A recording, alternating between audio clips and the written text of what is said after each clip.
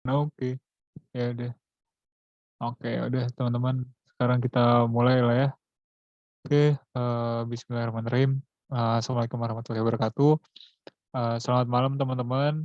Sebelumnya mohon maaf ini agak delay, setengah jam karena aku baru sampai kosan sebenarnya. Jadi baru, bisa siap-siap dan, ketemunya sekarang. Dan hari ini kita bakal bahas sebenarnya latihan-latihan soal aja. Teman-teman juga kayaknya materinya udah dapat semua di kelas, terus juga kayak apa ya, sisa ini ya paling si elektrokimia nih yang agak nanggung dan masih di tengah-tengah materi. Tapi nggak apa-apa, kita coba bahas, bareng aja dari aplikasi soalnya gitu ya, berhubung udah hari Rabu, beberapa hari lagi bakal, dilakuin ujian, jadi kita coba belajar dari, soal, kayak gitu. Oke, jadi, aku pengen coba bahasnya itu sebenarnya di sini aku kumpulin, contoh-contoh soalnya itu per bab gitu ya teman-teman, kayak gitu. Jadi, kita bakal coba bahas bab yang paling pertama dulu, yang mengawali materi buat, ujian 2 yaitu tentang ini ya, tentang apa, tentang molekul dan material kalau nggak salah, kayak gitu. Nah, jadi, eee, mungkin kita mulai dari ini ya, dari yang gampang-gampang dulu. Enggak gampang. Maksudnya dari yang enteng-enteng dulu lah, gitu soalnya. Nah, di sini, teman-teman bisa perhatiin, di sini katanya ada ion fluorofosfat memiliki penataan struktur Lewis kayak gini katanya. Udah dikasih tahu ya, di sini ada atom pusat, terus ada atom ujungnya itu ada oksigen, ada fluor, terus ditanya katanya jumlah ikatan sigma dan ikatan pi, gitu. Nah, pada struktur Lewis-nya itu berapa sih gitu jumlah ikatannya. Nah, teman-teman kan udah belajar nih ya, struktur Lewis ada di praktikum, ada di kelas gitu. Nah, berarti langkah yang harus kita lakuin berarti apa nih untuk jawab soal ini? Hitung elektron valensinya dulu, Kak, kalau di Oke, benar ya, dihitung elektron valensi. Teman-teman, BTW kalau misalnya ada yang nggak ngerti langsung dipotong aja, oke? Jangan sampai ketinggalan, kita, belajar bareng. Jadi, kita coba sebenarnya bukan menghitung elektron valensi, tapi nentuin jumlah elektron yang dipunya gitu ya, total dari si ion ini gitu. Di mana, total elektronnya itu sendiri, itu total elektron valensi dari masing-masing atomnya, kayak gitu. Ya udah kalau misalnya ini, kita tinggal hitung aja misalnya ini, jumlah elektron, di sini ada fosfor, elektron valensinya berapa? Fosfor, ada yang tahu? itu juga. Fosfor 5 ya, Oh, dia fosfor kan golongan 5 listrik. ya. Iya, yang 7 itu fluor tuh, si F. Nah, F itu 7, terus ditambah sama, oksigen, oksigennya ada 3, berarti kan kita tinggal dikalikan 3, elektron valensinya oksigen berapa? 6 elektron, kayak gitu. Nah, ini total berarti ada 32 elektron. Nah, kita berarti di sini punya modal 32 elektron buat menyusun struktur Lewis, habis itu mau ngapain lagi nih, kalau kita udah tahu elektron?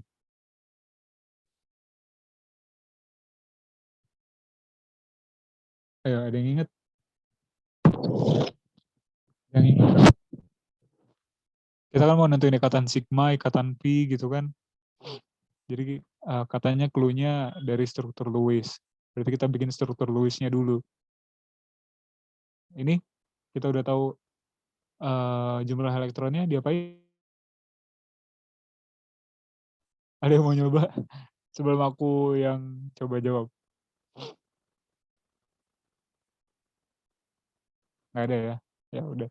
Oke, jadi ini friendly reminder aja ya teman-teman. Ini apa kayak struktur Lewis ini kan yang bisa dibilang jangan sampai salah lah gitu. Karena dijawabnya itu kan konsep gitu, ada runutannya. Pertama kita coba lihat jumlah elektronnya dulu, ada 32 elektron.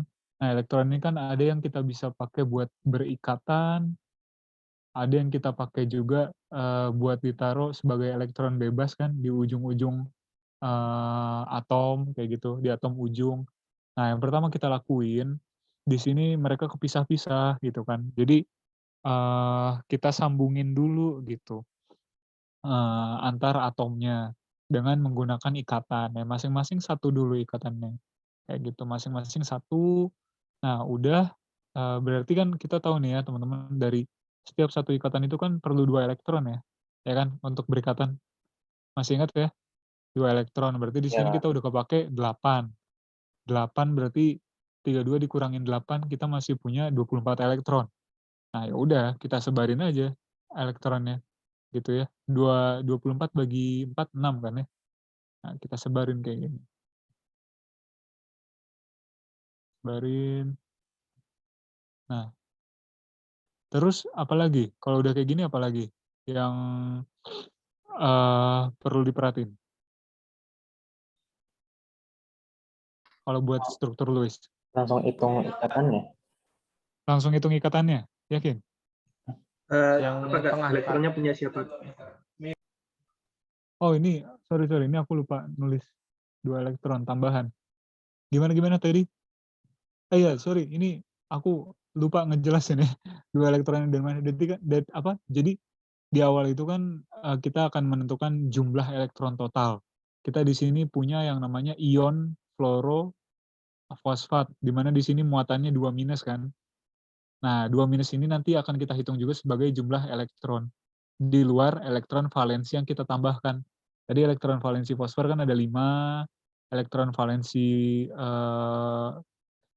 fluor ya, F ada 7, elektron valensi oksigen ada 6, kita kalikan 3 karena jumlahnya 3, ditambah dengan nilai muatannya, yaitu elektron di luar dari elektron valensi gitu.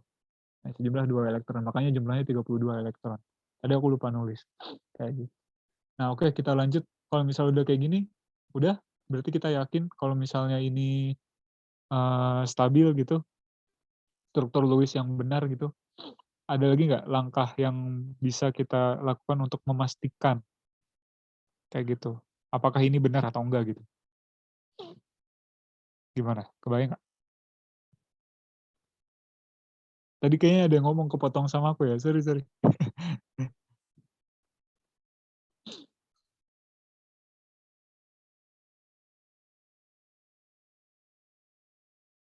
Apa Kak? Yang apa namanya? Misalkan ini dari punya siapa? Dari P atau dari O, dari oksigen gitu Kak, elektronnya. Oke. Iya mungkin bahasanya ini ya, iya. Kebayang. Muatan formal mungkin maksudnya ya. Muatan formal, benar nggak? Dari setiap atom. Masih ingat ini nggak, muatan formal? Buat ngecek. Belum? Oke. Itu bukannya untuk resonansi aja Kak, muatan formal. Oh, bukan. Jadi, muatan formal itu, intinya adalah di sini kita bakal ngecek untuk setiap atom ini, dia ini udah dalam keadaan yang stabil atau belum sih, kayak gitu. Oh, Nah, dan juga kan sebenarnya kita juga harus merhatiin yang namanya aturan oktet tuh, ya kan? Setiap apa namanya? Setiap atom itu kalau bisa dia itu punya nilai elektron itu sejumlah 8. Kenapa 8? Karena masing-masing dari mereka ini tuh pengen gitu ya dalam keadaan sepertiga mulia gitu, elektron valensinya 8. Ya kan kalau kita lihat secara kasat mata oksigen udah 8 ya kan, fosfor juga udah 8 ya kan, di sini. Oksigen juga di sini udah 8 kan. Kebayang nggak dari yang aku buletin? Fosfor juga udah 8 gitu kan, kayak gitu. Oke. Nah kan kalau misalnya kita lihat ini apa, semuanya juga udah 8 gitu kan. Kenapa kita harus meragukan lagi, apa, terhadap si jumlah ikatannya, jumlah elektron terluar, karena, belum tentu, mereka ini tuh, apa, bisa dibilang, stabil gitu ya, belum tentu stabil juga. Gimana cara kita ngeceknya gitu ya, kita bisa ngecek dari yang namanya muatan formal. Nah, muatan formal itu ditinjau untuk masing-masing atom, misalnya ini aku kasih contoh ya, muatan formal untuk, atom X misalnya. Nah, cara nyari nilainya itu, yaitu muatan formal untuk atom X itu sendiri, yaitu jumlah elektron valensinya dikurangi dengan jumlah elektron yang digunakan untuk berikatan, ini aku singkat-singkat aja ya, terus dikurangi dengan jumlah elektron yang bebas, tinjauannya untuk satu atom. Kalau misalnya di atom itu ada elektron bebas, kayak gitu. Nah, kita coba aplikasiin aja langsung. Misalnya di P, di fosfor, itu elektron valensinya ada berapa? 5 ya? Benar ya? Ada 5. Ada 5. Terus elektron yang berikatannya, fosfor ada berapa nih elektron yang berikatannya? Setiap ikatan ini dihitung 1. Jadi kan fosfor untuk berikatan nyumbang 1 aja gitu hitungannya. Satunya lagi dari atom ujung gitu. Kebayang nggak maksudnya? Berarti kan fosfor yang berikatan ada 4 elektron kan? Ya kan ya? 4 ya? 4 elektron. Atau mungkin bahasa enaknya buat elektron yang berikatan ini kita ganti dengan setengah dikali elektron total. Total untuk ikatan. Yang digunakan untuk berikatan. Gitu ya. Kayak gitu. Khusus pada atom ini, atom fosfor. Nah, di mana di sini kan berarti yang dipakai berikatan ada 4 elektron. Elektron bebasnya ada berapa di sini? Ada yang kelihatan nggak elektron bebas di fosfor? Nggak ada ya? Nggak ada. 0 ya? Nggak ada. Nah, berarti kita tahu muatan formal fosfor itu berada dalam, oke, sebentar.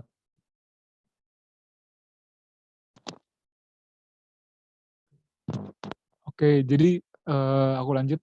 Nah, di sini berarti muatan formal fosfor, kita tahu dia berada dalam posisi +1 itu. Nah, kita coba hitung lagi yang lain. Kita coba belajar alurnya dulu ya. Ini sayang kalau sampai salah gitu ya teman-teman. Nah, misalnya di sini sekarang kita tinjau untuk F. Nah, di sini F caranya sama. Cara ngitungnya elektron valensinya berapa? 7? 7. Dikurangi dengan elektron yang dipakai untuk berikatan berapa? 1 ya? 1. Iya, elektron bebasnya ada 6, ya 6. kan? Berarti di sini 0. Oke. Nah, ini oksigen. Nah, sebenarnya di sini untuk meninjau oksigen itu harus satu-satu. Tapi berhubung kita lihat keadaan oksigennya itu sama semua kan ya. Ikatannya cuma 1, elektron bebasnya ada 6, jadi kita cuma hitung 1 aja gitu untuk mewakili tiga-tiganya. Nah, di sini untuk oksigen elektron valensinya ada 6, yang dipakai berikatan itu ada 1 elektron, yang elektron bebasnya itu ada 6 elektron. Berarti di sini kita bisa lihat adalah -1 kayak gitu. Nah, di sini kita bisa tandain di masing-masing elektronnya nilai muatan formalnya gitu. Nah, ini kita bisa tandain dulu. Misalnya di sini untuk oksigen masing-masing kan -1 ya, muatan formalnya -1 kan ya. Nah, ini fosfor +1. Nah, jadi nilai muatan formal ini kalau misalnya kita jumlahkan itu kita bakal dapat nilai dari muatan ionnya itu sendiri. Ya kan -1 tambah -1 tambah -1 ditambah 1 kan -2 ya. Ya kan? Kayak gitu. Ini nilainya -2 kan ya, muatannya kayak gitu. Nah, di sini yang perlu teman-teman perhatiin, ya emang sebenarnya sama, maksudnya muatan formal di sini akan sama dengan -2 nilainya pun struktur yang stabil juga nilainya -2. Tapi yang perlu dihindarin adalah untuk struktur Lewis ada tools-nya yaitu namanya muatan formal, di mana kita usahakan setiap atom yang menjadi penyusun dari suatu struktur senyawa atau ion itu memiliki, contohnya kayak fluor ini. Gitu. Kita pengen seminimal mungkin atom-atom yang ada di dalam struktur itu nggak punya nilai muatan formal atau bisa dibilang bernilai muatan formal 0 kayak gitu. Nah, gimana sih caranya untuk menanggulangi ini gitu ya. Nah, ini kita bisa lihat ini ada yang muatan formalnya -1, Ada yang +1, ada yang -1, ada yang -1 juga gitu. Nah, caranya antara yang -1 dengan +1 itu kita hubungkan atau kita bisa bikin ikatan baru gitu di sini. Nah, misalnya ini kan -1 untuk oksigen, fosfornya di sini +1. Nah, kita bisa bikin ikatan baru jadi ikatan rangkap 2. Jadi struktur yang paling barunya kayak gini nih aku bikinnya. Nah, ini oksigen, di atas jadi ada 2 ikatan ya, gitu. Terus di sini kayak gini nilainya dia bentuknya kurang lebih. Nah, sampai sejauh ini ada yang bingung nggak? Nah, jadi kayak gini bentuknya. Kebayang? Dari yang gambar kiri ke kanan? Maaf Kak, saya kurang ngerti Kak. Itu Oh, kurang ngerti. Di ya mulai bagian mana? ini saya tadi kayaknya nggak kurang fokus Kak. Cuman kok bisa 10 elektron valensi gitu yang P-nya Kak? Nggak memenuhi Yang aturan mana? Yang ini? yang P-nya? P ya. Nah, iya. Jadi berarti kan tadi kita concern berarti kamu concern ke arah aturan oktet ya? Benar nggak? Iya Kak. Nah, iya.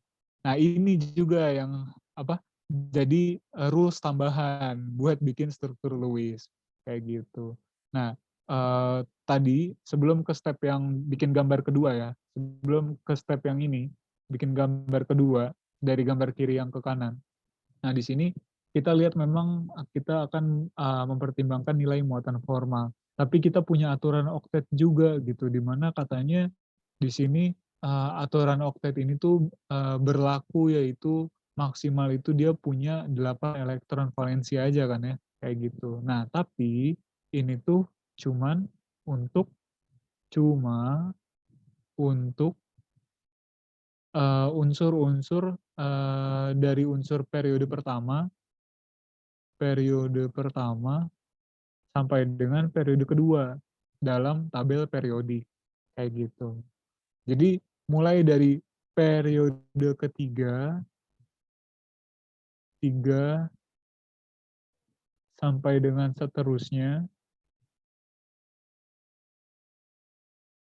itu boleh melanggar melanggar oktet kayak gitu. Nah, ini 2 poin ini yang penting untuk aturan oktet. Kebayang kenapa cuma periode 1 sama periode 2 yang boleh mematuhi oktet? Kebayang nggak? Karena nggak ada orbital D-nya gitu Kak. Nah, benar, itu benar banget jawabannya. Nah, jadi untuk periode 2 itu kan dia itu maksimal itu kulitnya yang paling ujung itu kan ada 2s sama 2p6 ya kan.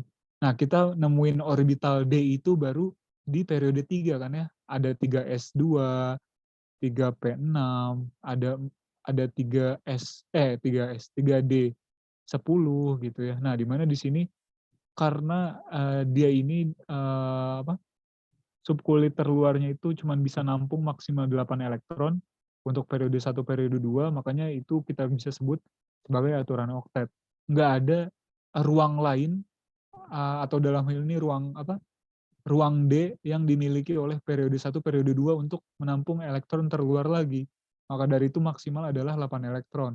Kalau misalnya periode ketiga dan seterusnya, dia itu udah punya orbital D, kayak gitu. Bahkan punya orbital F gitu ya, kayak gitu yang bisa menampung elektron lebih banyak kayak gitu. Maka dari itu sebenarnya periode ketiga dan seterusnya itu bisa menampung elektron yang lebih dari 8 atau bisa melanggar aturan oktet kayak gitu.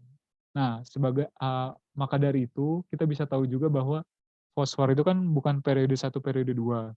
Kalau nggak salah itu dia periode 3 ya si fosfor.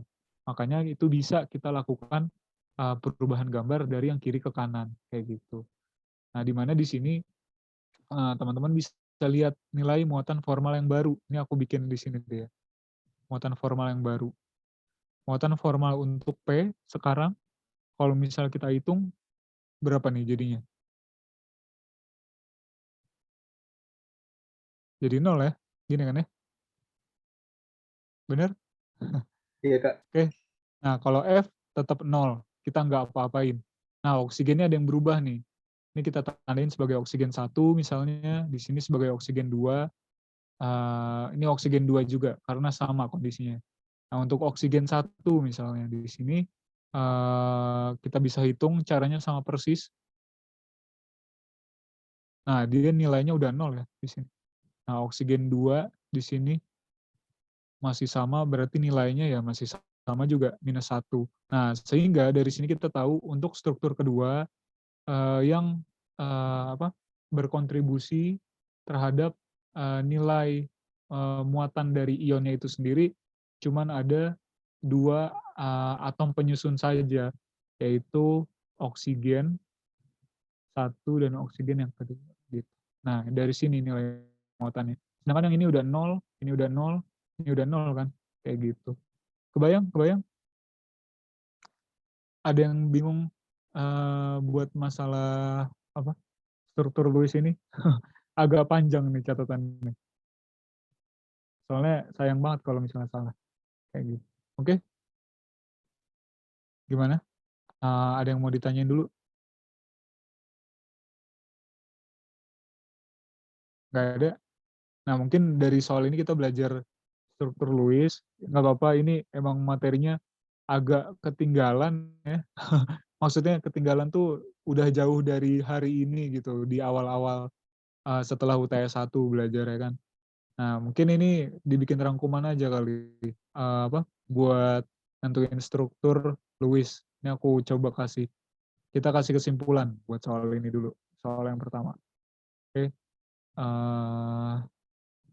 suaraku masih masuk kan ya tapi? Ini? Masuk, Pak. Masuk ya? Oke, ini buat struktur Lewis. BTW kalau terlalu lambat atau terlalu cepat, sampaikan aja ya teman-teman. Nah ini, untuk menentukan struktur Lewis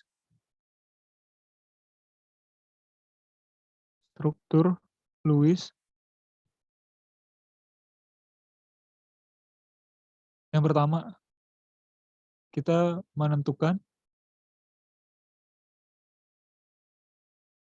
jumlah jumlah elektron total ya, elektron total kayak tadi, kalau misalnya atom kita hitung dari, elektron valensinya, jangan lupa kalau misalnya ada yang bermuatan kayak gini, ion fluorofosfat 2-, itu ditambahin juga muatannya ke dalam, perhitungan nilai, jumlah elektron total, kayak gitu kurang lebih.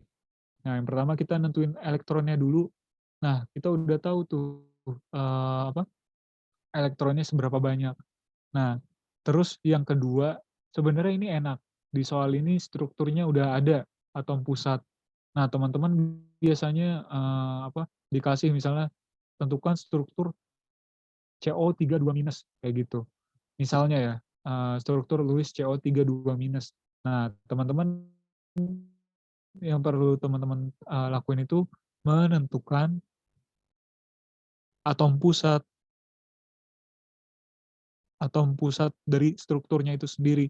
Nah, perlu dicatat kalau misalnya atom pusat itu ciri khasnya yaitu dia itu punya kecenderungan yang, relatif lebih elektropositif dibandingkan dengan atom penyusun yang lain, kayak gitu. Di sini kan oksigen kita tahu dia lebih elektronegatif ya, kalau teman-teman lihat dari tabel periodik ya, kayak gitu. Nah, yang pertama itu ciri khasnya dari atom pusat, dia relatif lebih elektropositif dan juga memiliki jumlah yang paling sedikit di dalam, eee eee, di dalam rumus kimianya ini sendiri gitu. Kita bisa lihat di sini contohnya C gitu ya. C ini, dia ini relatif lebih elektropositif dibandingkan dengan oksigen dan juga jumlahnya paling sedikit, kayak gitu. Nah, kalau di sini contohnya di fluorofosfat, loh ini yang paling sedikitnya ada 2, ada F sama P, ya itu balik lagi, siapa yang lebih elektropositif yang nantinya dia bakal jadi cenderung, akan menjadi atom pusat, yaitu fosfor, kayak gitu. Nah, yang kedua 3, baru, atom-atom yang lainnya itu kita sebarin gitu, di, ujung-ujungnya. Kayak contohnya di sini, oksigen, ada fluor gitu kan. Kita sebarin. Nah, kalau misalnya udah atom ujungnya kita sebarin, kita sebar elektronnya. Caranya kayak yang tadi, elektronnya itu disebar pertama dengan membentuk ikatan dulu, kayak gitu kan. Yang kedua baru kita sebar sebagai elektron bebas di atom-atom ujung, kayak gitu. Nah, kalau misalnya udah selesai, apalagi yang harus kita lakuin, yaitu tadi, kita bisa ngecek nilai muatan formalnya, kayak gitu. Muatan formal. Nah, jangan lupa juga ingat aturan oktet juga.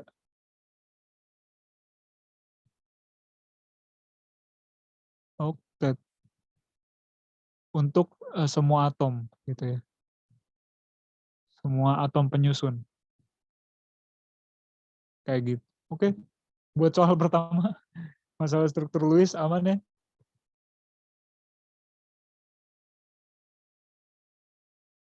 Ada yang mau ditanyain? Nggak ada? Ada yang bingung? Nggak ada?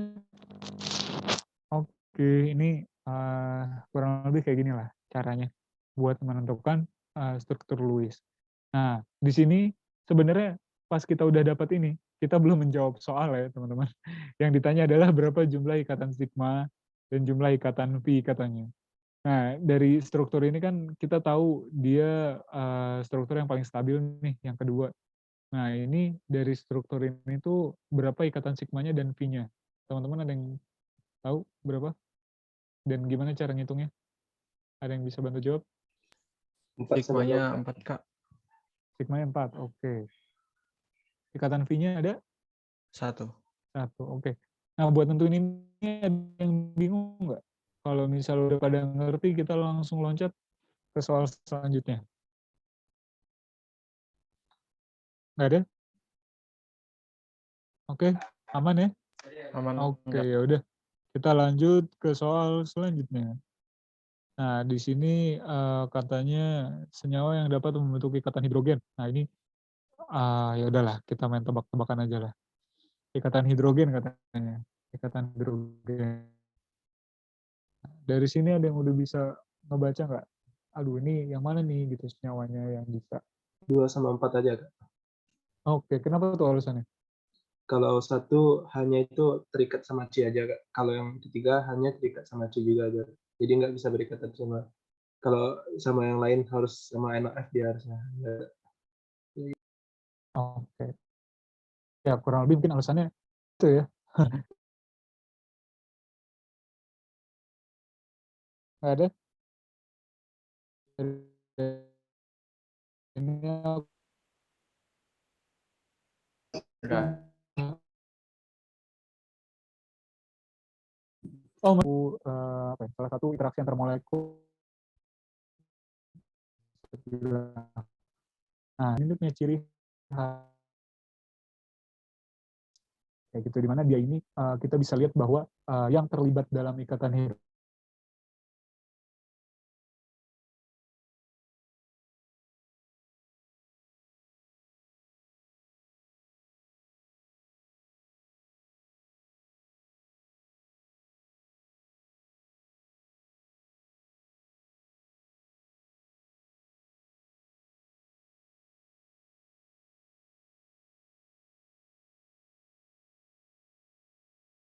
yang kita bilang interaksi hidrogen itu yang mana sih? Bukan H berikatan dengan F, bukan, tapi antar molekulnya dia ini berinteraksi hidrogen. Nah, kayak gini nih contohnya. Misalnya H dengan F gitu ya. H dengan F ini gitu ya. Nah, kenapa sih dia bisa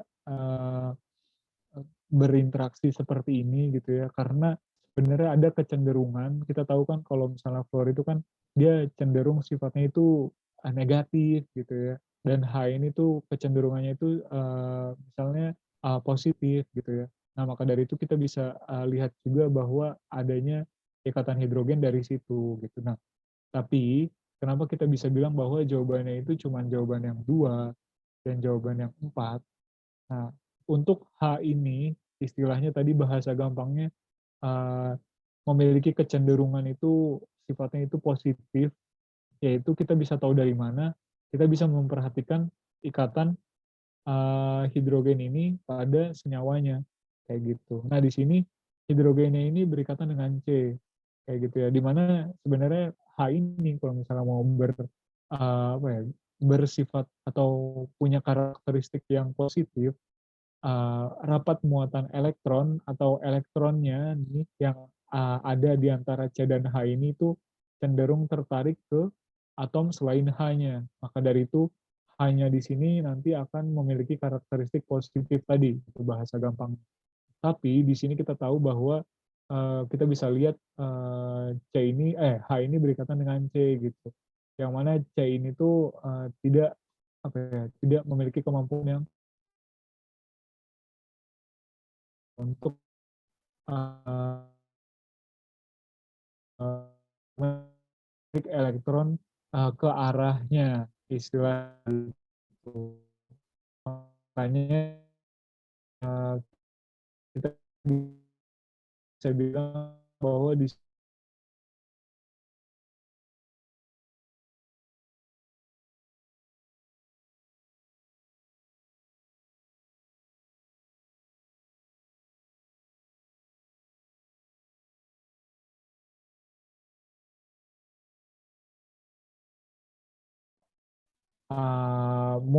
rapat muatan elektron yang terjadi di ikatan O dengan H ini cenderung tertarik ke arah oksigen. Maka dari itu, H-nya ini memiliki karakteristik positif dan dia itu bisa berinteraksi dengan yang negatif-negatif lah istilahnya, yaitu oksigen dari molekul lain. Begitupun H yang di sini, dia akan berinteraksi dengan oksigen dari molekul yang sebelahnya. Dan inilah yang kita sebut sebagai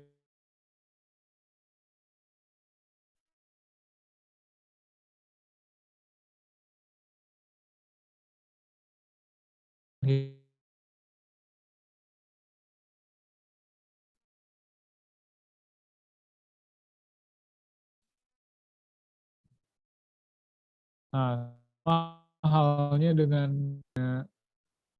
elektron, kayak gini kurang lebih. Ah,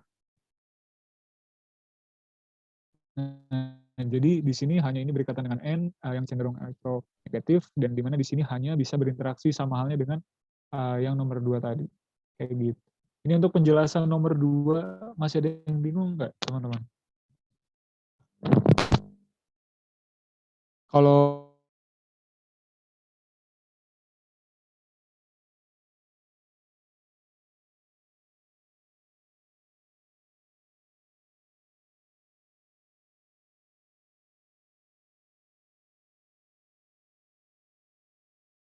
masuk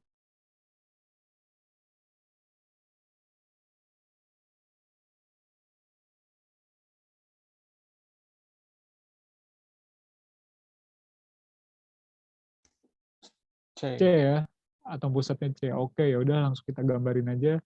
CO misalnya di sini Cl, Cl.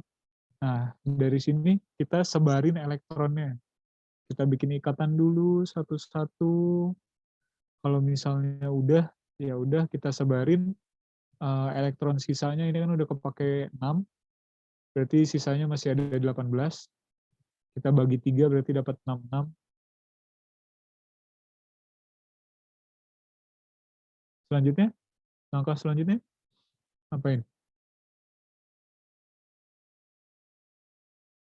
Muatan formal ya.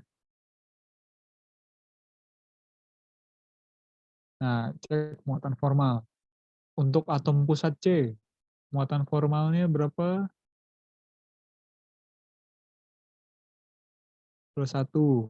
Untuk atom oksigen, muatan formalnya -1. Bener nggak nih? Eh, oksigen 6 -1. Ya, -1 ya. Cl, muatan formalnya 7. yang dipakai berikatan 1, terus yang dipakai untuk apa lagi nih? Yang dipakai untuk elektron bebasnya ada 6. Jadi dia 0. Nah, berarti di sini dia 0, di sini ada -1, ada +1. Nah, ini berarti dia nilai muatan formalnya, dia punya nilai muatan formal, kita pengennya itu pada nggak punya nilai muatan formal. Di mana C-nya ini ikatannya masih 3, berarti dia belum sesuai aturan oktet ya. Bener ya? Nah, ya udah, dengan alasan yang kayak gitu juga, udah kuat, kita bisa pindahin elektronnya. Kok kebalik ini ya? Bentar. C-nya +1, ya oke, ini +1, salah tanda, sorry. Kebalik. Ini -1. Nah, kayak gini. Jadi gambarnya yang benar nanti bakal seperti ini.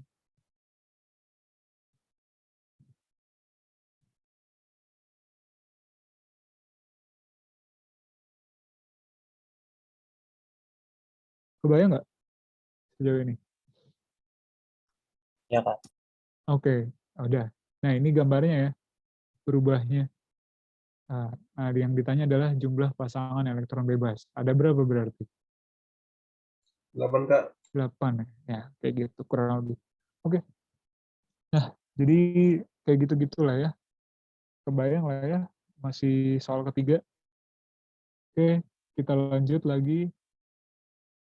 Nah, sekarang yang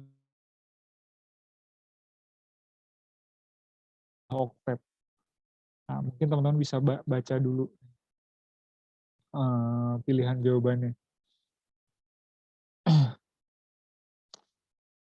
Kayak gitu.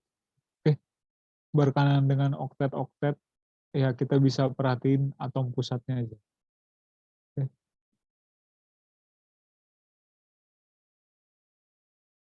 Mungkin teman-teman bisa ngebayang-bayangin gambarnya, teman-teman bisa gambar masing-masingnya dulu gitu kan. Terus teman-teman lihat, ini udah sesuai aturan oktet atau belum gitu kan. Kayak gitu. Mangga dicoba aja dulu. Aku buat yang ini nggak aku tulisin ya. Teman-teman coba sendiri.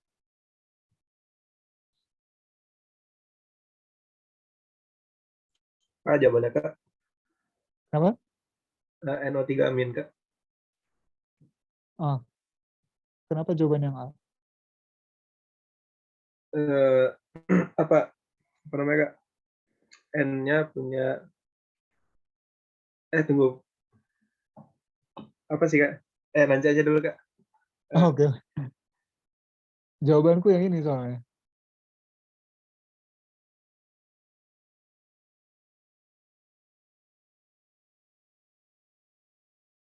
Sebenarnya gampangnya ini sih. Kita bisa lihat aja atom pusatnya. Nah, di mana di sini N, Si, terus apa lagi? Di sini C gitu ya, P gitu ya. Nah, di sini yang di luar dari periode 1-2, kalau nggak salah P ya, fosfor, kayak gitu. Dimana ya udah gitu ya, karena dia di luar periode 2, secara gampangnya dia nggak memenuhi kaidah oktet juga nggak apa-apa gitu, sebenarnya, kayak gitu. Atau mungkin ada yang lebih komprehensif gitu, udah menggambar, silahkan kalau mau dijawab.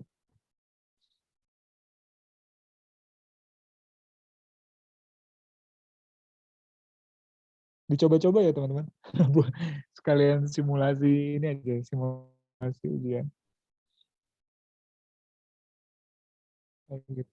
Oke.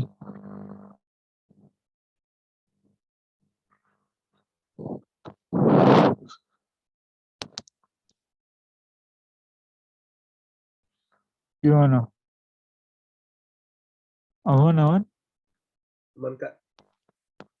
Ada yang masih bingung-bingung nggak? Aman ya?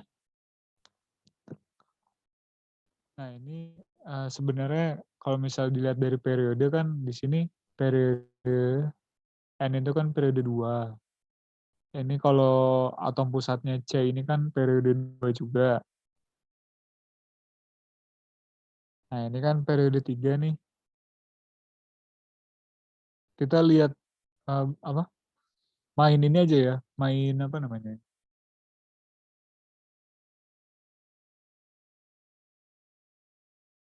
Di periode 3. Eh, apa yang D ini periode 3. Yang penting teman-teman tahu atom pusatnya apa gitu ya. Nah, di sini periode 2 kan berarti dia mau nggak mau harus memenuhi aturan oktet.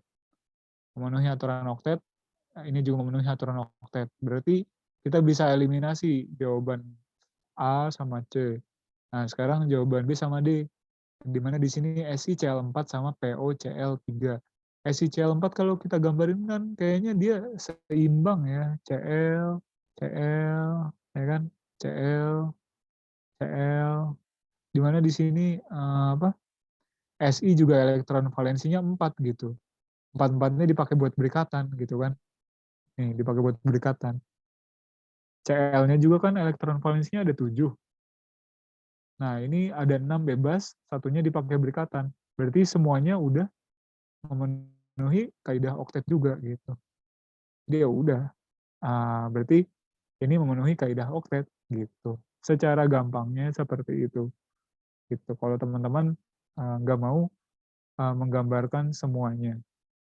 Nah, buat POCl3, kalau misalnya teman-teman mau memastikan gitu ya, ini aku langsung gambarin aja gambarnya kayak gimana gitu si POCl3 itu di kurang lebih kayak gini dia Cl Cl. Dimana di sini kita bisa lihat langsung tuh P-nya elektronnya udah 10 gitu. Dan ini boleh. Dan ini melanggar aturan oktet. Maka kita pilih jawaban yang benar itu yang D. Nah, buat sejauh ini bingung nggak? Atau udah jelas? Mana ya? Kalau nggak ngerti langsung interupsi aja nggak apa. Kalau udah nggak ada yang mau ditanyain yang ini, kita lanjut lagi. Masih di bab yang sama, molekul dan material. Di sini kita ngomongin masalah kepolaran. Nah, di sini ada 4 senyawa. Nah, senyawa yang bersifat nonpolar yang mana gitu. Nah, dari teman-teman ada yang mau bantu jawab nggak? Ada yang mau coba jawab? Cara nentuinnya gimana sih gitu buat soal ini?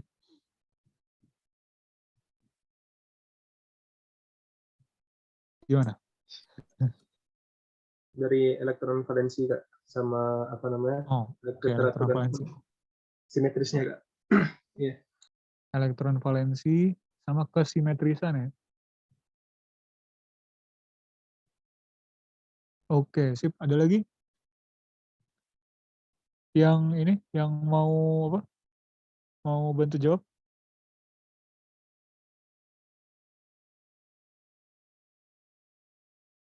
Oke, kalau nggak ada kita coba.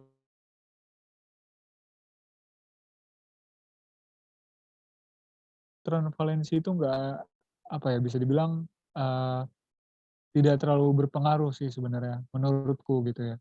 Maksud saya apa Pak? Kayak pasangan elektron bebasnya Kak.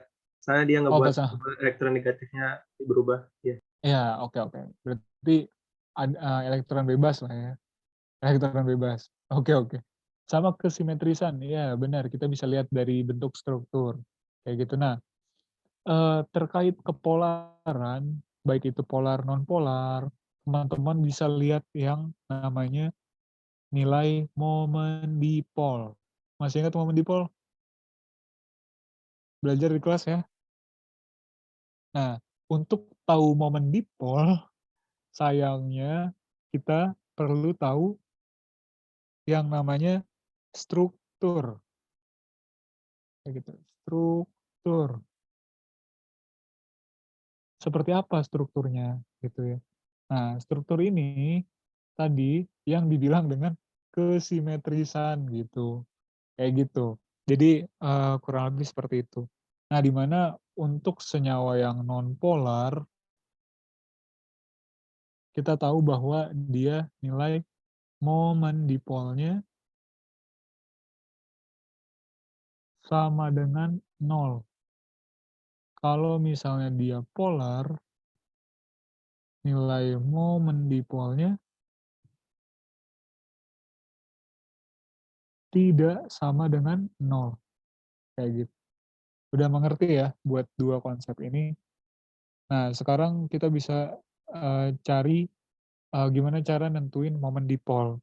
Nah, katanya momen dipol itu dari struktur, gimana sih, taunya gitu ya. Nah, ini aku coba kasih aja yang signifikan. Di sini misalnya, yang 1/4, senyawa 1 dan 4. Nah, yang satu ini NH3 misalnya. NH3 itu strukturnya kayak gini sebenarnya. N, ini ada PeB, di sini ada H, di sini ada H gitu kan. Nah, di sini, ini PeB-nya aku tandain kayak gini lah, biar kelihatan gitu ya. Nah, sebenarnya, eee, arah momen dipol itu kita lambangkan sebagai anak panah gitu, vektor gitu ya, kayak gini. Nah, di mana arah momen dipol ini tuh, dalam suatu ikatan itu diarahkan cenderung ke yang lebih, bermuatan negatif, kayak gitu. Nah, kalau NH3 tuh gini, dia. Nah, kurang lebih gini. Kebayang kan ya bentuk 3 dimensinya kayak gimana? Ini aku nggak jelas nih gambarnya. Tapi di sini, kita tahu bahwa arah momen dipolnya ini tuh saling, bisa dibilang apa ya, membangun gitu. Karena vektornya itu atau arahnya itu sama ke satu arah.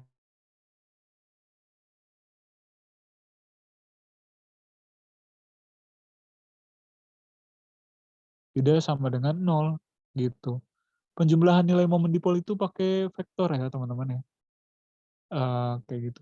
Penjumlahan vektor gitu. Nah terus, misalnya untuk yang keempat nih, CCl4, dia ini bentuknya simetris, tadi kan bener ya, kesimetrisan. Bentuknya itu simetris. Nah, teman-teman kenalnya sebagai apa nih namanya?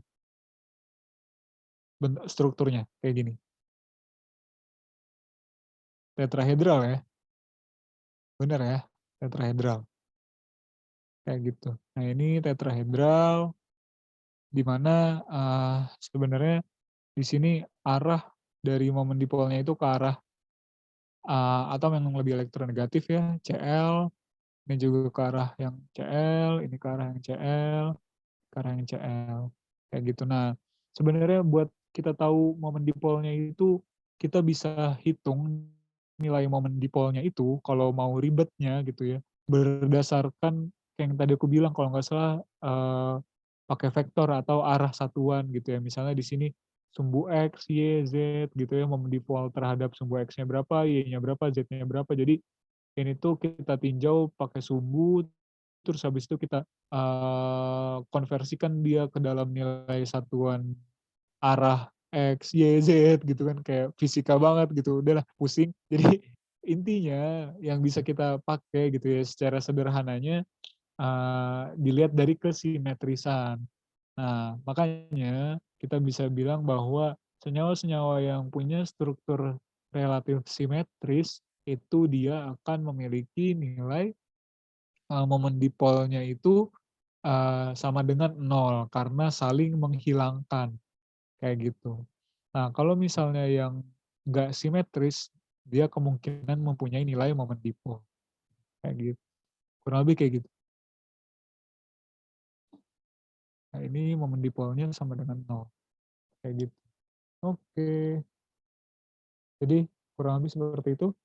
Ada yang mau ditanyain dulu? Jawabannya tuh menurutku yang ini. Bentar. Oke, sip.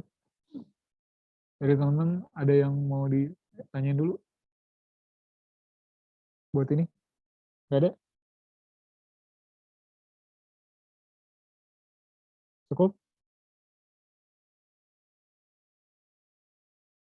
Suaraku masuk ya? Ya, Masuk, Kak. Kak. Masuk ya? Oke, ya udah. Oke, kalau kayak gitu kita coba lanjut aja dulu. Kak, Ah, mau iya, mau mau nanya tadi. Itu iya, kan iya. yang kalau NH3-nya momen dipolnya sebentar. Maaf. Gimana? Kalau berarti jawabannya 1 sama 4. Oh, enggak. Yang bersifat non-polar aja. Yang non-polar menurutku cuman yang 4. Yang 4 aja, yang 1 Iya, tetap polar. iya, yang satu polar. Karena dia mempunyai net momen dipol atau nilai momen dipol. Kayak gitu, dilihat dari vektor momen dipolnya itu sendiri. Arah Oh, momen dipolnya, maaf. Arah momen dipol. Bahasanya. oke Kak, itu aja. Oke, sip. Kasih Kak. Oke, sip. Oke, makasih. Ada yang mau ditanyain lagi? Enggak? Silakan. Nggak ada? Oke, kalau nggak ada kita coba lanjut. Oke, nah ini bentuk molekul dari CO3 2-. Lagi-lagi emang masih cukup banyak struktur Lewis-nya yang ditekankan sampai paham banget gitu ya. Nah, mungkin teman-teman bisa gambar masing-masing gimana bentuknya, tapi singkat cerita gitu ya, supaya kita bisa bahas bab yang lain juga, aku coba kasih gambarku yang ku dapet itu begini gitu. Nah, dari yang teman-teman coba sama atau enggak nih gambarnya? Beda, Kak. Oh, beda. Gimana gambarnya? Beda di mananya? Tapi dia apa, Kak? Melepas, apa namanya, menerima 2. Oh, oke, Kak, sama, Kak. Oke, sama. Sama. Oh, iya. Sip. Oke. Nah, kemarin tuh aku sebenarnya kenapa aku menekankan molekul dan material. Pokoknya kita ngomongin masalah ikatan-ikatan gini sekarang ditekenin. Kemarin sebenarnya dapat masukan dari Kak Bintang, katanya kalian kemarin belajar kuis tapi belum terlalu menyentuh materi ini. Jadi kita sekalian aja buat persiapan ujian kita belajar materi ini gitu ya.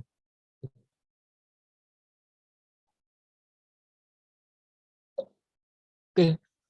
Nah, ini kayak gini bentuk ion dari CO3 2-. Udah benar kayak gini?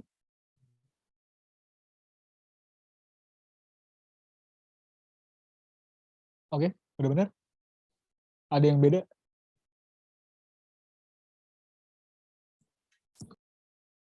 Sama Kak. Ada yang Sama, Kak.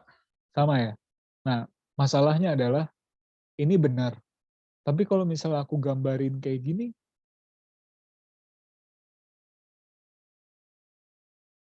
benar juga nggak? Bener juga, Kak. Iya, benar juga. Nah, kalau misalnya satu lagi, aku coba gambarin di mana nih dia apa double bond-nya pindah lagi atau ikatan rangkapnya pindah lagi kayak gini, sama juga. Sama juga, Kak. Nah, jadi yang benar yang mana? Yang benar yang mana? Tiganya benar, Kak. Iya, tiga-tiganya benar Kak. Tiga-tiganya benar ya? Iya, benar. Tiga-tiganya benar. Nah, ini tiga struktur ini sebenarnya saling berhubungan gitu, yang kita bisa sebut sebagai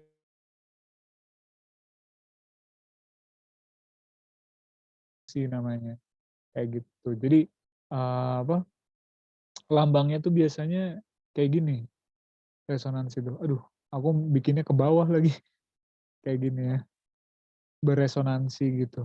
Jadi dia uh, ikatan rangkapnya itu berpindah-pindah kayak gitu.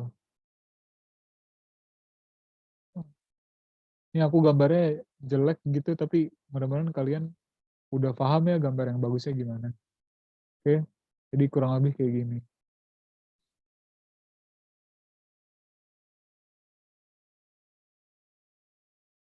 Jangan lupa untuk dibikin muatannya, nilai muatan.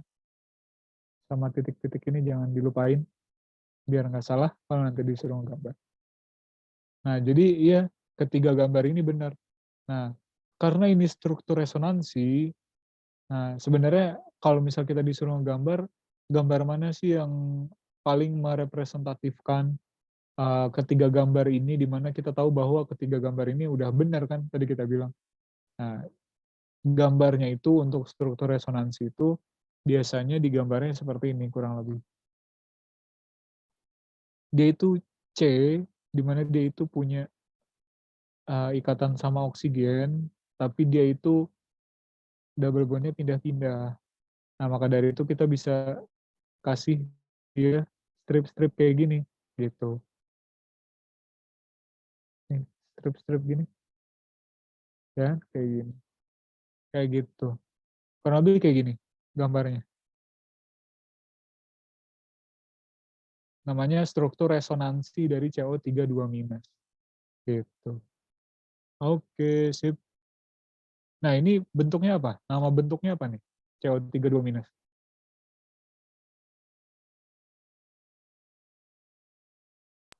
Trigonal planar, Kak. Ya, segitiga planar ya. Benar. Oke. Nah, ini ada yang bingung nggak buat ini? Ini sebenarnya lebih ke ya udah struktur Lewis, tapi ini bentuk resonansinya kalau digambarin ya kayak gini. Itu yang di bawah, kurang lebih. Oke, kalau Kak, misalnya nggak, mau nanya oh Kak, iya, iya gimana? segitiga datar sama planar beda Kak? Sama-sama. Segitiga planar, datar, planar itu datar ya. Oh, oke Kak. Nah, sama-sama. Segitiga datar, segitiga planar. Ini kan dia membentuk sudut yang sama besar ya, 120 derajat. Ini juga 120 derajat. Kayak gitu. Oke, sip. Oke gitu. Kita lanjut ke soal selanjutnya.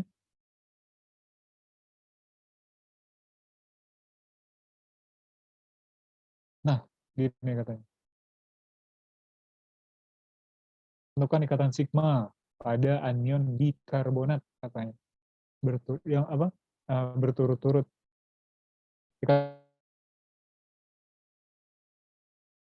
Ya udah sebenarnya kita tinggal nerusin struktur yang tadi aja teman-teman. Tinggal bikin kayak gini lagi kan. Bikin kayak gini, oksigen, di sini oksigen. Ya kan? Tadi kan CO32- ya. Di sini ada H-nya tapi muatannya berubah dari 2- menjadi -1. Nah, kalau misalnya yang sebelumnya, kita tahu kan dari sini, kita coba lihat struktur yang pertama ini ya. Nah, di sini dia 2- tuh dari mana sih? Ntar teman-teman kalau udah lihai, teman-teman tahu 2- itu dari oksigen yang di kiri dan oksigen yang di kanan ini. Kayak gitu. Nilai minusnya. Kayak gitu. Nah, di mana di sini dia minusnya cuma 1 gitu kan. Nah, misalnya di sini aku udah bisa aku bikin kayak gini. Nah, ini minusnya 1 doang. Berarti yang 1 ini nilai muatannya hilang gitu ya. Nilai muatannya hilang dengan berikatan dengan H. Udah, gampangnya gitu aja.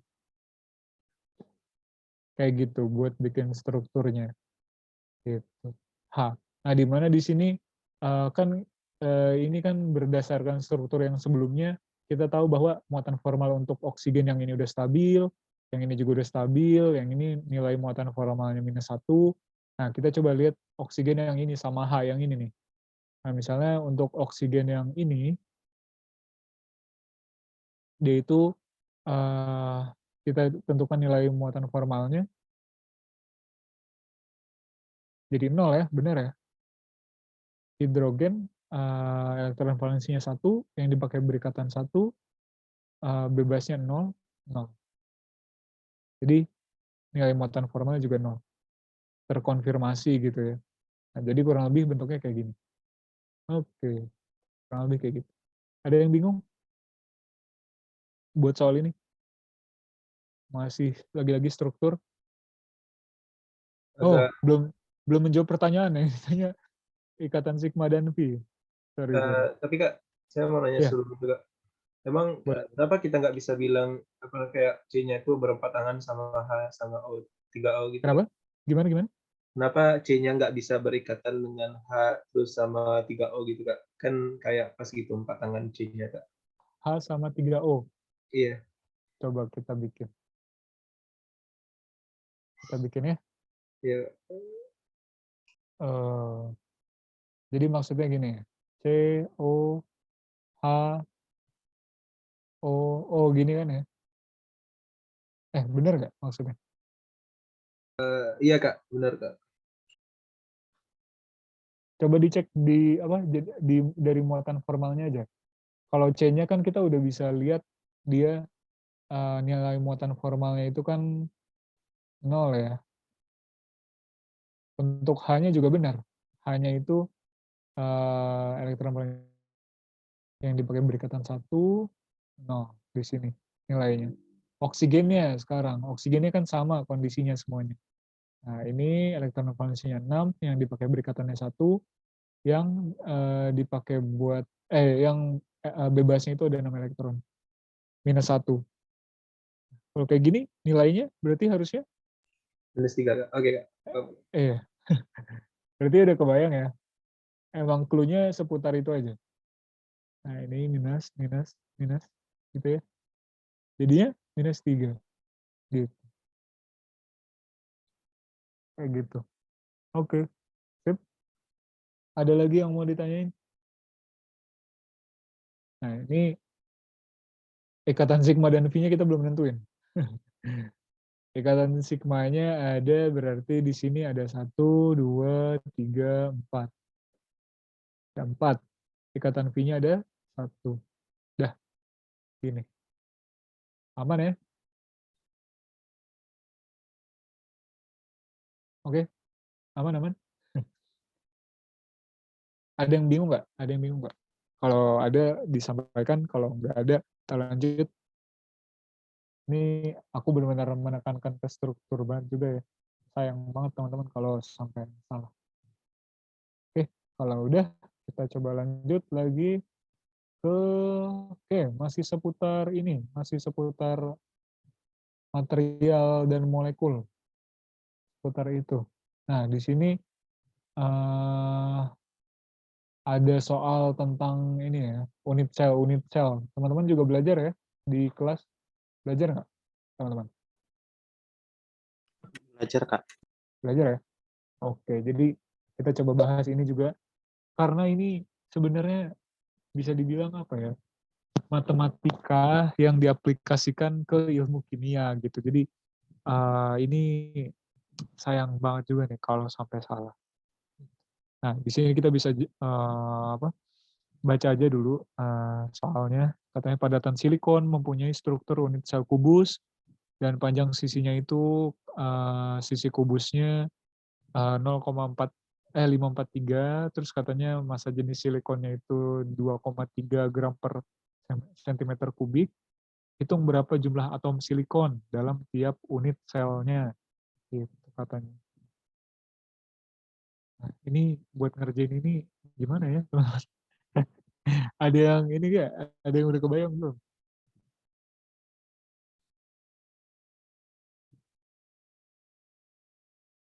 Yo, gimana?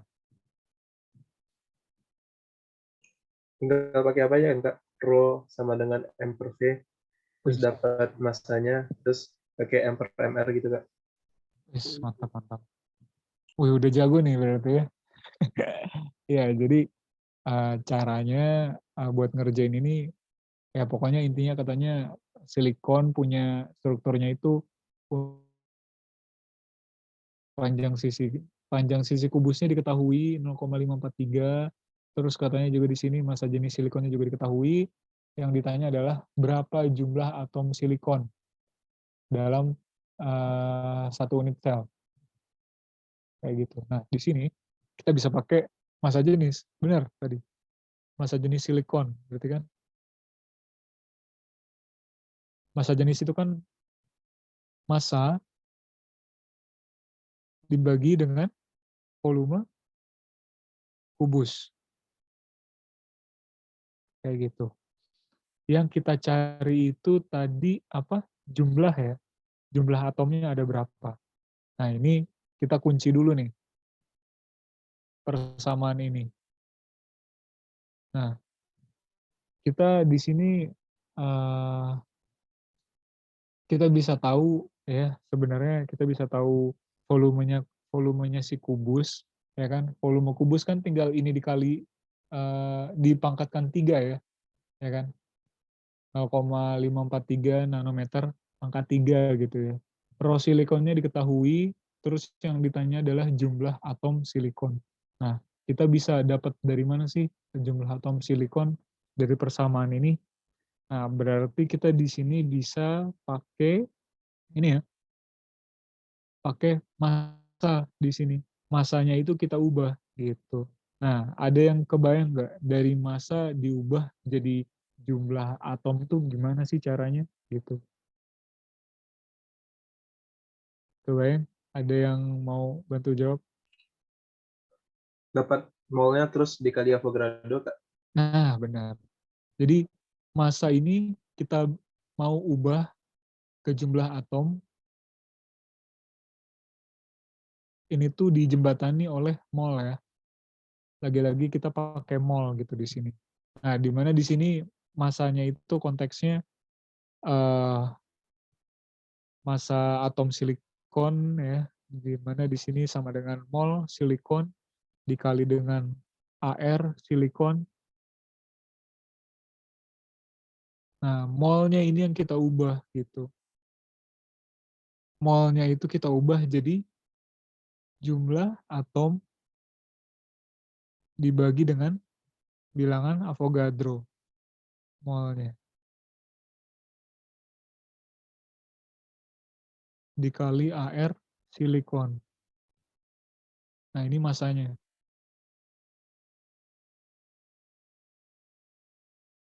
Kayak gitu. Udah deh, tinggal kita masukin ke persamaan awal. Gitu kan. Nah, jadi di sini Rho silikon sama dengan masanya jumlah atom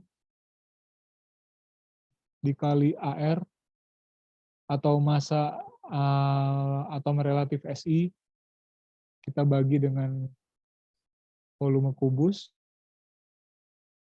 dikali dengan bilangan Avogadro. Udah ketemu persamaan. Yang dicari jumlah atom, tinggal disusun ulang aja persamaannya. Nilainya tinggal dimasukin kayak gitu. Nanti dapat nilainya berapa gitu ya. Nah, jangan lupa lagi-lagi karena ini masalah persamaan-persamaan, rumus gitu ya, udah rumus, terus habis itu nilainya udah ada, tinggal dimasukin. Teman-teman jangan lupa lihat satuan-satuannya. Di sini ada satuan panjangnya nanometer, ya kan? Nah, tapi di sini sentimeter gitu, pangkat 3. Nah, teman-teman harus konser. Di sini berarti kan harus sama satuan-satuan panjang gitu, misalnya contohnya di sini. Nah, itu teman-teman konversi sendiri gitu. Jadi lagi-lagi harus teliti gitu ya buat ngerjain soalnya. Jangan sampai salah gara-gara satuan aja. Kayak gitu. Nah, ini rumusnya. Untuk masalah ngitung-ngitung aku percaya sama teman-teman pasti bisa ya menggunakan kalkulator dengan baik gitu. Kayak gitu. Ini persamaan yang penting untuk menjawab pertanyaan. Oke, sip. Nah, kurang lebih kayak gitu. Kita kalau nggak ada pertanyaan kita lanjut ke selanjutnya. Nah, ini lagi-lagi penggambaran dari apa bentuk-bentuk struktur struktur apa atom-atom di dalam unit sel gitu ya, atau molekul di dalam unit sel. Nah, di sini di nomor 7 ini disuruh nentuin volume yang kosong dalam nanometer kubik jika satu sisi kristal diisi oleh atom-atom yang identik dengan diameter 0,1 nanometer. Nah, ini untuk kubus sederhana, jadi ini kubus sederhana. Terus di sini kubus berpusat badan, di sini kubus berpusat muka. Nah, ini teman-teman bisa lihat dulu gambarnya masing-masing, udah bisa kebayang kan ya. Untuk satu unit sel, dia itu kayak gimana gitu. Gambarnya, posisi atomnya. Ini aku bikin garis bantu aja.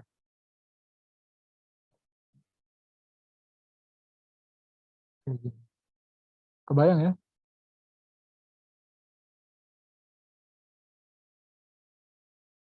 Ada yang nggak kebayang? Kak, kotaknya emang cuma sampai setengah atom gitu, Kak? Nggak sampai seluruhnya gitu? Gimana gimana? Hah? Kotaknya yang Kakak ini kan cuman apa, cuman di Nih. bagian pusatnya gitu, nggak sisinya gitu, Kak, dilengkupin semuanya sama kubusnya? Oh, jadi sebenarnya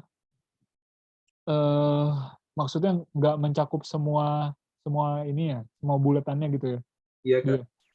Nah, enggak. Jadi itu yang perlu jadi concern. Jadi yang disebut dengan unit cell, ini mudah-mudahan tersampaikan ya. Unit cell itu bisa dibilang itu mengalami pengulangan, dia itu akan bisa dibilang apa ya, menggambar. Jadi gini, teman-teman. Misalnya teman-teman punya NaCl gitu ya. Sorry, Kak. Ini aku kasih definisi unit cell ya, unit cell. Nah, jadi misalnya teman-teman punya NaCl. NaCl itu kan terdiri dari Na dan Cl, di mana dia itu misalnya ada bundaran merah tebal ini misalnya Na, terus di sini Cl, terus di sini Na lagi, di sini Cl gitu ya, dan seterusnya sampai dia bentuknya padatan gitu misalnya NaCl. Nah, tentu saja sebenarnya ada terjadi keteraturan di apa di NaCl itu sendiri gitu. Nah, di mana keteraturan itu sendiri apabila kita tinjau sampai cakupan terkecil, dia itu punya keteraturan yang kita bisa sebut sebagai unit cell.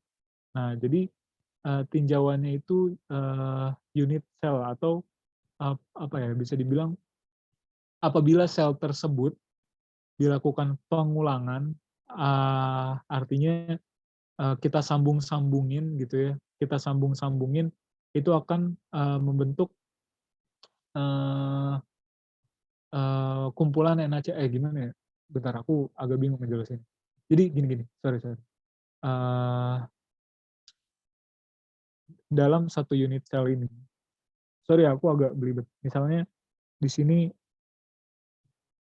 sel gitu ya, sel kubus bentuknya. Nah, di sini misalnya kayak yang tadi aku bilang, eh, tadi apa sih yang aku bilang tuh NaCl ya, NaCl misalnya. Nah, di sini dalam satu unit sel ini tuh ada satu atom Na dan satu atom Cl yang bisa muat di sini gitu.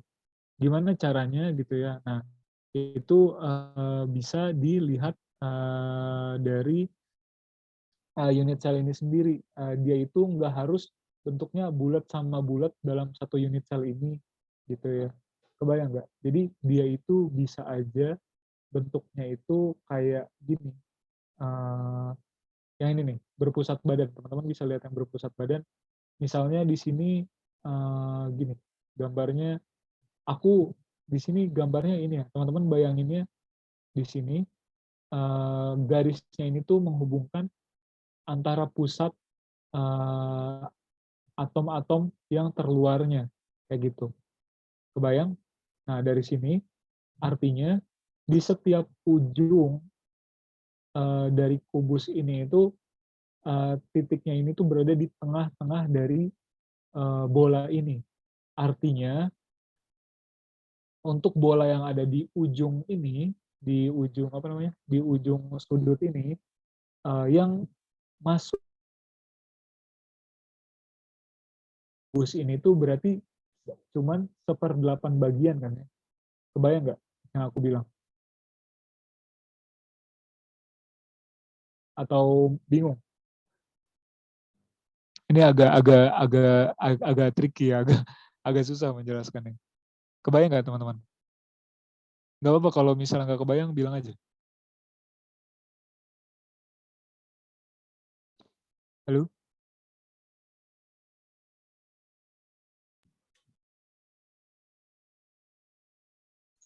Suaraku masuk? Masuk, Kak. Iya. Masuk, Kak. Kebayang nggak? Sejauh ini kebayang nggak? Ini kalau misalnya bola ini ada di ujung sudut gitu ya. Aduh, ini gambarnya kenapa jelek banget sih. Nih, teman-teman bayangin aja dulu ini titik ini ya, titik yang di sini yang aku tebalkan. Dia ini tuh ada di tengah-tengah eh, si bola ini, bola yang ujung ini. Nah, ya kan. Nah, di mana di apa? Bola ini tuh nggak semuanya masuk ke volume kubus ini, kayak gitu. Nah, secara simetrisnya gitu ya, secara simetrisnya di mana di sini dia ini tuh hanya 1/8 bagian saja yang masuk ke dalam bola. Berarti 7/8-nya itu ada di bagian luar, kayak gitu. Kebayang nggak? Di bagian luar dari Bayang nggak? kubusnya itu sendiri, gitu. Aduh, aku bingung nih, ngegambarnya nggak bisa 3 dimensi ya kalau pakai begini. Tapi teman-teman kebayang nggak sih teman-teman? Atau belum? Kok kebayang? Kebayang ya? Iya. Yang lain ada yang belum kebayang nggak? Bilang aja. Jadi jangan sampai kita ketinggalan gitu ya. Sama-sama belajar. Yang lain gimana? Ada yang belum kebayang? Bilang aja kalau belum kebayang. Jadi pokoknya di sini secara simetris gitu ya. Di titik ini di mana kubusnya ini nggak mencakup semua keseluruhan bola. Di sini contohnya untuk satu sudut di sini yang dimana ada bola di sini, ini tuh hanya mencakup 1/8 bagiannya saja, kayak gitu. Nah, di mana di sini kalau kita hitung, dia di sini mencakup 1/8, di kanannya juga 1/8, di bagian belakangnya berarti juga 1/8 ya, karena simetris. Di sini 1/8, di bagian belakangnya juga, di bagian atas 1/8, ujung 1/8, di ujung kanan 1/8, di ujung depan sini juga 1/8. Nah, kalau dijumlahin, dia itu membentuk satu bola. Nah, ini untuk tinjauan yang ini ya, yang struktur berpusat badan contohnya.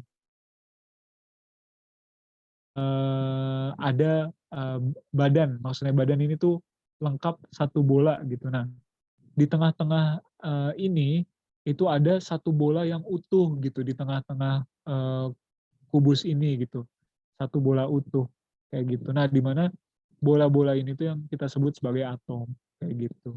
Nah, tinjauan unit cell bisa dibilang adalah partisi terkecil yang merepresentasikan molekul tersebut. Nah, itu bahasa gampangnya. Contohnya di sini, misalnya yang berpusat badan. Di sini yang berpusat badan ya, di sini misalnya NaCl gitu ya. Nah, misalnya atom-atom yang 1/8 itu misalnya dia itu Cl misalnya, kayak gitu. Dia itu Cl misalnya ya, Cl misalnya Cl gitu. Nah, yang di tengahnya ini Na, berarti di sini kan unit selnya ini merepresentasikan satu atom Cl yang dimana dia itu terdiri dari 1/8 ada 8 gitu ya. Terus juga ada satu atom Na, yaitu yang di tengah kayak gitu. Nah, kurang lebih kayak gitu. Kebayang nggak buat penggambaran unit selnya dulu, teman-teman? Ini apa? Aku takutnya ada yang belum paham gitu. Itu yang di luarnya CL aja apa bisa diganti jadi yang di dalam Na, yang di luar CL? Nah, kalau itu berkenaan dengan ukurannya kayak gitu sebenarnya, kayak gitu. Jadi apa? Sebenarnya bisa aja sih ditukar gitu. Aduh, gimana ya? Aku agak bingung ngejelasinnya kalau itu. Tapi apa? intinya tadi yang aku mau sampaikan dari unit cell itu satuan terkecil yang bisa merepresentasikan senyawa yang kita punya atau molekul yang kita punya gitu. Kayak contohnya tadi NaCl gitu ya. Kayak gitu. Kurang lebih gitu. Dan masih banyak yang lainnya gitu. Kayak gitu kurang lebih. Oke. Ada yang masih bingung nggak dulu? Kalau misalnya enggak, kita coba tinjau soal ini.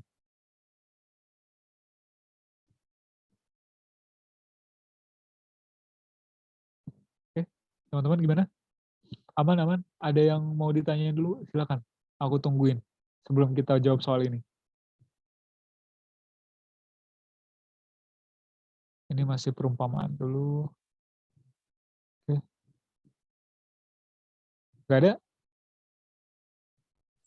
Kalau misalnya nggak ada, ini aku lanjutin ya. Ya, Pak. Jadi, oke, sip, makasih. Nah, ini jadi ada tiga bentuk kisi kristal atau kita bisa sebut tadi namanya unit cell gitu ya. Ini kalau misalnya kita bikin bantuan garis kayak gini, unit cell-nya itu cakupannya itu apa? Beda kayak yang di sampingnya gitu ya. Dalam satu kubus ini dia itu ternyata apa? Cuman apa ya? Mencakup satu satu satu ini aja, satu atom gitu ya kan di sini 1/8, di sini ada 1/8, ini ada 1/8 gitu ya kayak tadi 1/8, 1/8 gitu kan. Nah di mana di sini satu atom aja gitu ya misalnya kayak gitu dan di sini yang apa? Yang B juga ada 2 atom gitu ya yang bisa masuk, ada yang di ujungnya 1/8 kita kali 8, di tengahnya ada 1, ada 2 atom gitu. Nah, dan yang ini kalau misalnya kita jumlahin yang bagian ketiga di sini beda lagi gitu jumlahnya kayak gitu. Jadi apa? Gimana ya? Lebih ke visualisasinya aja sih gitu. Gimana cara kita ngebayangin si kubus-kubus ini yang membantu untuk memperhitungkan jumlah-jumlah atom yang ada di dalamnya kayak gitu. Nah, jadi mungkin untuk gambar ini aku bisa ini ya, bisa tulis rapih deh. Kita tulis dari ulang. Kita tulis dari ulang untuk yang gambar A, ini aku sebut gambar A, ini gambar B, ini gambar C. Nah, dengan bantuan tadi, bantuan kubus tadi, unit cell gitu ya, atau ya unit cell.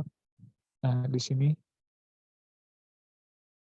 Nah, teman-teman bisa bayangin yang tercakup di dalam kubusnya ada seberapa banyak atom. Kan ini kita hitung di ujung-ujung tadi 1/8 ya, 1/8 atom. Di sini ada 8 atom, ya kan? Ada di bawah ada 4, di atas juga ada 4 gitu ya. Jadi ada 8 atom yang kita bagi 8. Berarti di sini ada mencakup 1 atom buat bentuk yang pertama. Buat bentuk yang kedua tadi, dia ada yang 1/8 atom dikalikan dengan 8 juga sama kayak yang sampingnya. Tapi dia ada yang spesial, yaitu dia di tengahnya ada 1 atom gitu, ya kan. Di tengahnya ini nih yang warna agak hitam ini, gitu. Nah, dia ada 1 atom yang benar-benar nggak kepotong apa-apa dan ada di dalam kubus itu. Berarti di sini kita bisa totalkan ada 2 atom, gitu ya. Yang ketiga, nah ini teman-teman harus pinter membayangkan aja gitu ya gambarnya. Nah di sini kalau misalnya kita bikin bantuan gambar kubus gitu ya.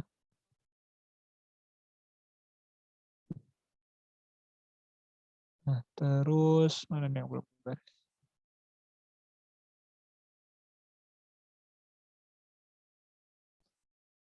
Nah, kayak gini lah kurang lebih ya. Nah, di sini teman-teman bayangin di di setiap sisi itu kelihatan 5 bola gitu ya. Di setiap mau di sisi depan, sisi belakang, sisi atas, bawah, kanan, kiri itu kelihatan 5 bola, ya kan? Nah, di mana di sini ada bola-bola di ujung kayak tadi sama persis kejadian gambar A sama B, berarti kita bisa sebut dia nilainya 1/8 atom, ada jumlahnya 8, ya kan? Nah, selanjutnya kita masih tinjau untuk satu sisi saja, misalnya sisi depan, untuk ujung-ujung yang sudut ini kan udah kehitung ya dia sebagai 1/8. Nah, yang di tengah ini nih, bola yang di tengah, di permukaan depan, yang tengah ini tuh, yang tercakup di dalam kubus, itu berarti nilainya ada berapa? Setengah ya? Setengah atom ya? Kebayang kenapa setengah atom? Nah, ada setengah atom, di mana setengah atom ini tuh ada di sisi depan, sisi belakang, sisi atas, sisi bawah, sisi kanan, sisi kiri. Dia itu ada 6, gitu ya. Kurang lebih kayak gitu. Nah, dan di tengah itu nggak ada dia tuh. Nah, kita bisa lihat dari namanya, berpusat muka, bukan berpusat full badan, tapi setengahnya aja, permukaannya aja. Jadi di tengah-tengah ini tuh ketemu juga nih antara di tengah-tengah kubus ini pertemuan antara 6 atom gitu ya. 6 atom yang ada di tengah-tengah sisi dari masing-masing sisi. Di mana di sini ada sisi depan, di tengah-tengahnya ada atom, kanan kiri ada atom juga tengahnya, atas bawah juga ada atom, depan belakang juga ada atom. Nah, di mana atom-atom itu bertemu di tengah-tengah dari kubus ini. Kayak gitu. Makanya kita bisa sebut dia berpusat muka. Di pusatnya itu pertemuan antara muka-muka dari atom tersebut. Kayak gitu. Di mana di sini kalau kita total berarti ada 4 atom. Kayak gitu. Nah, buat sampai sini dulu kebayang nggak teman-teman?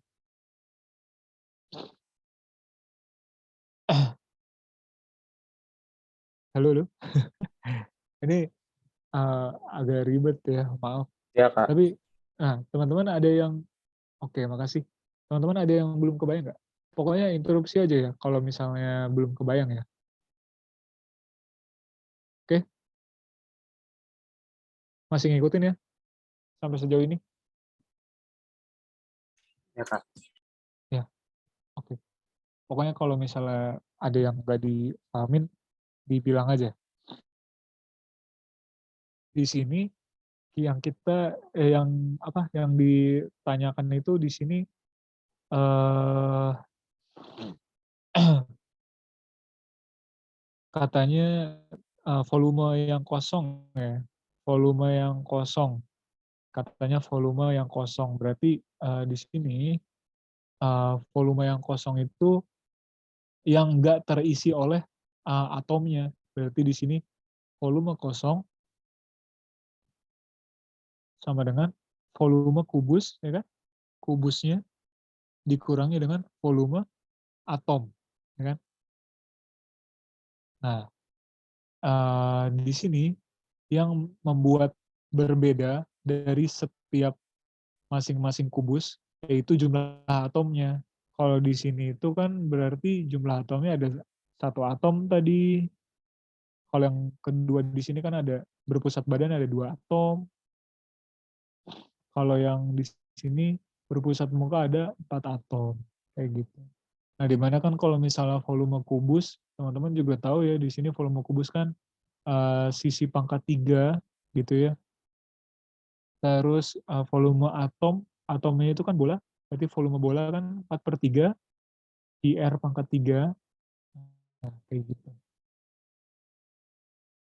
Nah, di sini volume atomnya disesuaikan. IR pangkat 3-nya ini dikalikan dengan jumlah atomnya, mau 1, 2, atau 4, kayak gitu. Kurang lebih seperti itu. Oke, gitu kurang lebih. Oke. Nah, dari, sini sebenarnya sederhananya itu aja sih. Nah, mungkin, di sini, untuk menjawab yang keempat katanya